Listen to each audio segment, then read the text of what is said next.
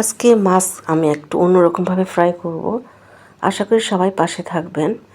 আসসালামু আলাইকুম এভরিওয়ান, কেমন আছেন সবাই?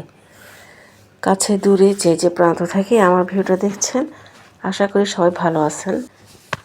আর সবার কাছে একটু অনুরোধ রইল, ভিডিওটা স্কিপ না করে ধৈর্য সহকারে একটু কষ্ট করে পুরো ভিডিওটা দেখে নেবেন আমার প্রিয় ভাই বোনেরা। এগুলো হচ্ছে সুরমা মাছ। তো পেঁয়াজ দিয়ে দু পেঁয়াজা করলে আমার হাজব্যান্ড আবার পছন্দ করে না, তো পেঁয়াজ ছাড়া আজকে এটাকে ফ্রাই করব। তো সুরমা মাছটাকে আমি কিন্তু হলুদ আর মরিচ দিয়ে একটু মেখে তারপর ভেজে নিচ্ছিলাম। তো আমি কিভাবে ভাজা করি একটু আপনাদের সাথে ভাবলাম শেয়ার করি। এইভাবে মাছ ফ্রাই করলেও কিন্তু অনেক ভালো লাগে। তো মাছটাকে কিন্তু ভালো মতো ভেজে নিচ্ছিলাম। আর এই সুরমা মাছ কিন্তু সামুদ্রিক মাছ, খেতে খুবই ভালো লাগে, আমার কাছে অনেক পছন্দ। আর আমার হাজব্যান্ড এই মাছটা অনেক পছন্দ করে। আর এই মাছগুলো অনেক বড় বড় ছিল, তো একটাকে 3 পিস করা হয়েছিল। তো গাইস কি ভয়েস দিব, মশার কামড় খেতে খেতে একদম অবস্থা খারাপ। হঠাৎ করে এত মশা বেড়ে গেছে, সব জায়গাতেই মনে হয় মশা বেড়ে গেছে। আর সবাই একটু সাবধানে থাকবেন মশার কামড় থেকে। আর এই মাছ ফ্রাই করা কিন্তু আমি আমার শ্বশুর বাড়ি থেকে এসে শিখেছি। মানে এইভাবে আমি আগে কখনো খাইনি। আমার বিয়ে হওয়ার পর থেকেই কিন্তু এই রান্নাটা আমি শিখেছি। তো আমার বিয়ে হওয়ার পর থেকেই আমার শাশুড়ি দেখতাম এভাবেই মাছগুলোকে ফ্রাই করে, তা আমিও শিখে নিয়েছি। আমি অভ্যস্ত হয়ে গেছি এভাবে রান্না করতে করতে আর খেতে খেতে। তো পেঁয়াজ দিলে কেন জানি আমার হাজব্যান্ড একদম পছন্দ করে না, সবগুলো পেঁয়াজ একদম ফেলে দেয়। তো সেজন্য আমি মশলা দিয়ে এই মাছটাকে আমি ভালো মতো ফ্রাই করি। আর এইভাবে খেতেও কিন্তু খুব ভালো লাগে। তাই ভাবলাম আমার বন্ধুদের সাথেও কিন্তু আমি একটু শেয়ার করি কিভাবে আমরা মাছটাকে ফ্রাই করি।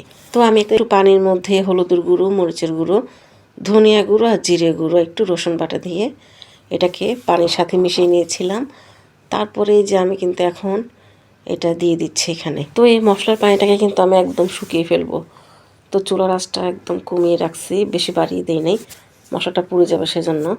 আস্তে আস্তে মশলাটা একটু ভালো মতো কষিয়ে নিব, আর না হলে কিন্তু মশলার গন্ধটা থেকে যাবে। তো অল্প আছে আমি এই মশলার পানিটাকে একটু ভালো মতো নেড়ে চেড়ে নিব, ভালো মতো কষিয়ে নিব, যাতে গন্ধটা না থাকে মশলার। এভাবে কিন্তু আস্তে আস্তে পানিটাকে শুকিয়ে নেব আমি। তারপর আমার মাছ রান্না হয়ে গেলে এই যে আমি শুটকি দিয়ে সিম দিয়ে রান্না করব, গাছের সিম। তো আমাদের গাছে মাশাল্লাহ অনেক সিম হয়েছে। মাশাল্লাহ আমার হাতে এই প্রথম সিম গাছ লাগিয়েছিলাম, ভালোই সিম ধরেছে। কখনো সাহস করে সিম গাছ, লাউ গাছ মানে এগুলো লাগাতাম না, আমার শাশুড়ি করতো সবসময়। তো এখন যেহেতু শাশুড়ি নেই, তো সেজন্য কিন্তু আমি নিজেই করছি, দেখি হয় কি না। তো হলে আবার করবো আর কি। অন্যদিকে আমার মশলাটা একটু শুকিয়ে গেছে, তারপরে যে মাছগুলোকে দিয়ে দিলাম। তো মাছগুলো দিয়ে ভালো মতো উল্টো পাল্টে নেব, মশলাগুলো যেন মাছের গায়ে গায়ে লেগে যায়। তো মনে হয় তেলটা একটু কম হয়েছে, সেজন্য আমি আবার একটু তেল দিয়ে নেব, যাতে সুন্দর করে ভাজাটা হয়ে যায়। মাছগুলোকে আমি ভালো মতো উল্টে পাল্টে নিচ্ছি, যাতে মশলাগুলো সব মাছের গায়ে গায়ে লাগে। আপনারা দেখতেই পাচ্ছেন বন্ধুরা। আমার মাছ ভাজাটা কেমন হলো সবাই কমেন্টে জানিয়ে যাবেন। আর আপনারা কে কোন জায়গা থেকে আমার ভিডিওটা দেখছেন সবাই একটু আশা করি কমেন্টে জানাবেন। আর আমার ভিডিওটা দেখতে দেখতে যারা লাইক দিতে ভুলে গেছেন, সবাই একটু কষ্ট করে লাইক দিয়ে ভিডিওটা শেয়ার করে দিবেন যদি ভিডিওটা ভালো লেগে থাকে। নতুন বন্ধুরা একটু সাবস্ক্রাইব করে নেবে আমার চ্যানেলটাকে। অন্যদিকে এই যে আপনাদের সাথে বক বক করতে করতে কিন্তু আমি মাছটাকে ভালো মতো ভেজে নিচ্ছি। আর এইভাবে তো আমি কখনো অন্য কোনো জায়গায় দেখিনি। তো আমার শ্বশুরবাড়ি এলাকায় মানে এইভাবে মাছ ভাজা করে আমি দেখি, ব্রাহ্মণবাড়িয়াতে। তো আমিও শিখে গেছি কীভাবে মাছ ভাজা করে। আসলে খুবই ভালো লাগে এভাবেও ভাজা করলে।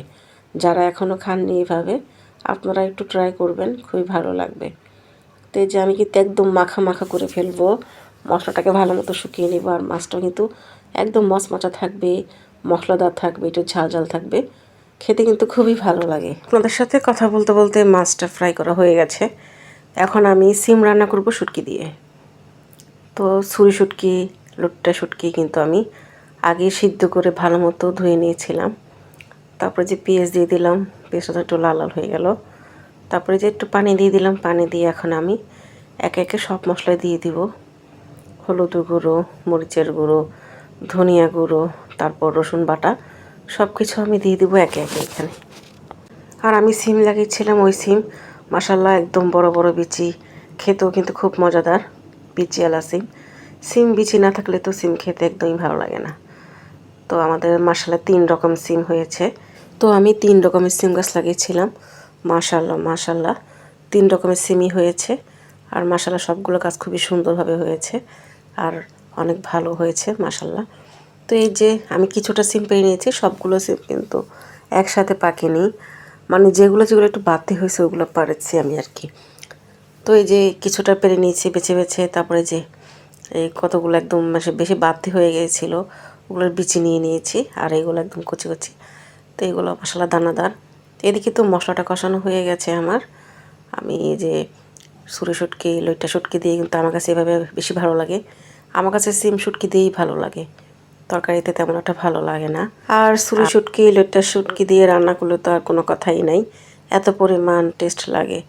আপনারা এভাবে যারা এখনও খাননি এইভাবে রান্না করে খাবেন, আসলে খুবই ভালো লাগে। তো কাঁচামরিচটা দিয়ে দিয়েছিলাম আর খুবই ঝাল ঝাল করে রান্না করতেছিলাম। আমার কাছে ঝাল ঝাল না হলে কোনো তরকারি একদমই ভালো লাগে না।